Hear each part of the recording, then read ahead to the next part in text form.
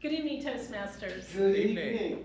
In my first speech about vision, I introduced you to the game of perfection.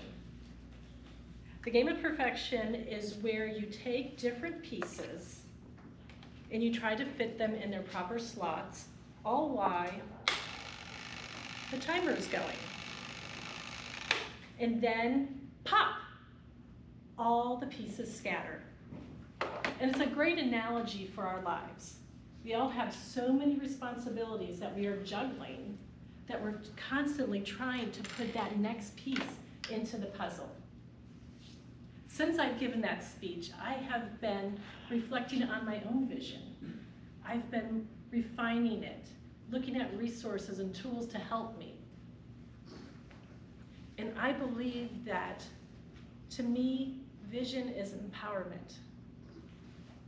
Things that I've done is I've been reading books, I've been reflecting on my priorities, and I have chosen a word for the year, and that is empowerment. Anyone else have a word for the year? Okay. Quincy? Teamwork. Teamwork, okay, that's great. And for those of you who haven't considered a word for the year, a word for the year is like a focal point. Anyone that has ever done a balance exercise or done yoga, you realize that when you do that pose, if you have a focal point, you are going to be stronger and being able to stay in that pose longer. But the minute you start to look around, your body starts to waver, and then you fall out of that pose. So this year, my word is empowerment. And I believe empowerment is making choices of where my needs and values are without concern of what other people think. It is setting my priorities to use my energy, my time, and my talents as I see fit, and being able to say no to other things that come along. Empowerment isn't necessarily a goal, but to me, it's a feeling. It's how I'm going to feel in control. With empowerment, we have so many roles that we are filling. Consider the roles that you fill. My roles include Toastmaster, mother, wife, sister, Grammy, travel agent, leadership coach, friend, volunteer. And with all those roles, I've got all these pieces that I am trying to constantly fit in the puzzle. And the way I empower myself is between focus and time blocking. Focus, to me, is eliminating distractions. And in this day and age, I have so many electronic distractions. I shut off my email notifications during the day and only check them a few times. Sometimes I shut off my Bluetooth to my watch so it doesn't bother me. And then at the beginning of each week, I set my priorities. And I time block it. We're talking from 5 a.m. until dinner, sometimes later. But 5 a.m. I wake up, I feed the cats, I go to the gym. Then it's self-care, breakfast. What I've been allowing this year is to give myself a little bit more buffer in that time block. I'm trying to be more reasonable with my time, knowing how long a task is going to take, which allows me to take a breather or to spend uninterrupted time with my mother and being very intentional and present when I'm there. Now, all these pieces, have you ever been doing a puzzle and you think this piece has got to fit here? It looks like the same color, it looks like the same shape. What I'm telling you today is don't force it. I was working with a client and she had to cancel an appointment.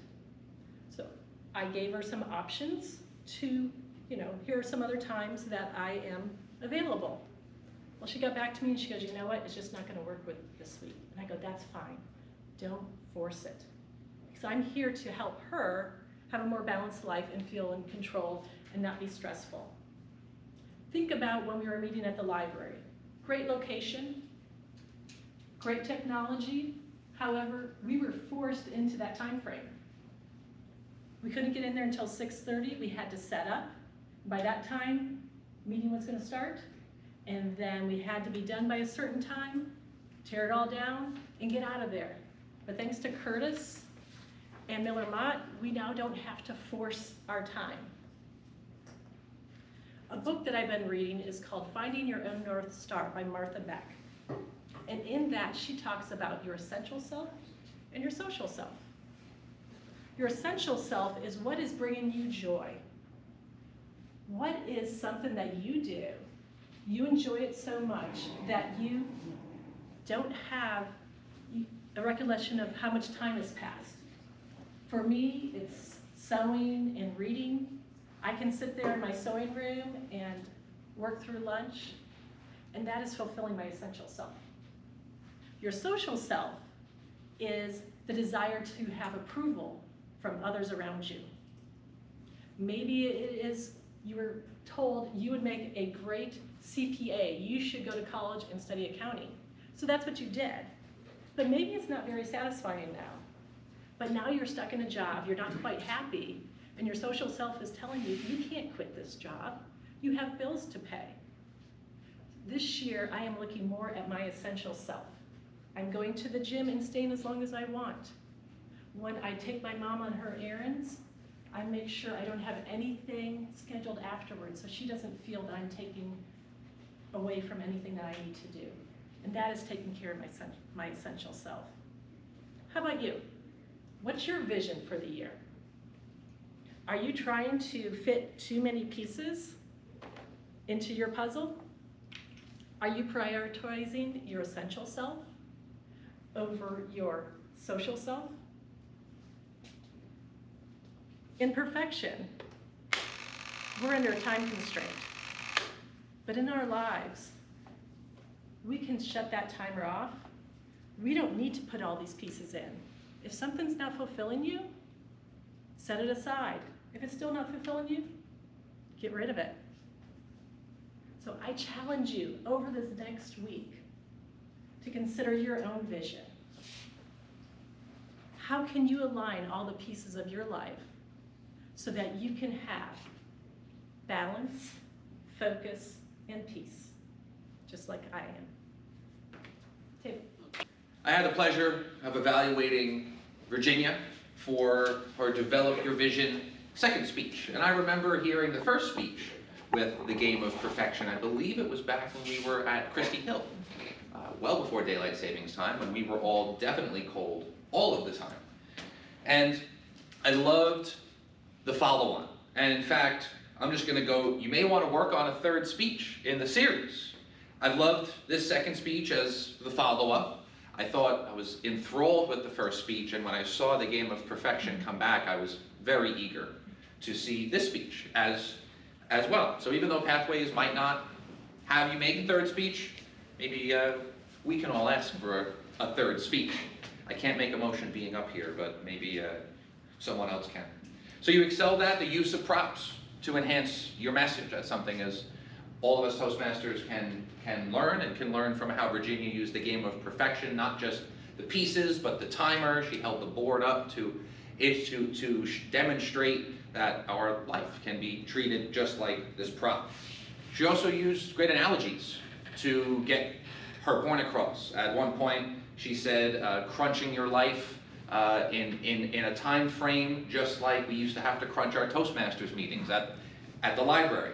She gave the analogy of yoga and then did some yoga at the end to show that this is a methodology by which we can use and set our goals and quiet our mind to develop our vision.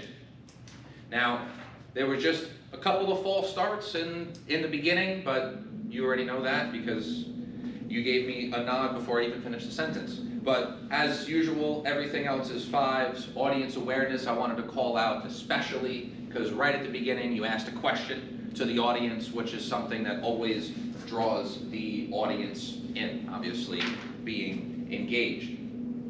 I would say to challenge yourself, and this has been a comment that I think every evaluator has made since we've come to this space, but getting used to it we used to have a bunch of space to do the W or just come forwards and backwards. That's something that, you know, moving with a purpose is very big. And when you come at the audience, you engage them further, just like you're asking a question. And when you might step backwards, you show that you're trying to give a negative point or to distance yourself from the audience. So just as we all, and Virginia, you were moving great left and right, but maybe we can move this, or maybe we can walk into the audience, kind of like the Price is Right kind of theme or something like that. But something else that I just wanted to highlight is moving with purpose. That's something that I'm developing as well as something that we all can learn. So thank you so much for a great speech, and looking forward to a third one.